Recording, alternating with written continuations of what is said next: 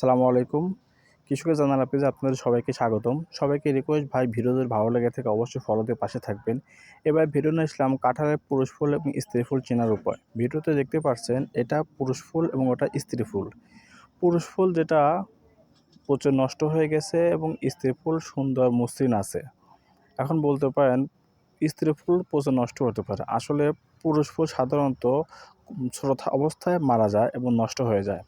এবং স্ত্রী ফুল বড় হয়ে যায়। যদি কখনো স্ত্রী ফুল প্রচুর নষ্ট হয়ে যায় তাহলে এটা দমন করতে হবে এবং এই দমনের জন্য কার্বেন্ডাজিম গ্রুপের বীজ যেমন লিমোনাগ্রো কোম্পানির গ্রিনডাজিম, এই গ্রিনডাজিম প্রতি লিটার পানিতে 2 গ্রাম পানির সাথে মিশিয়ে স্প্রে করলে এই রোগ দমন করা সম্ভব।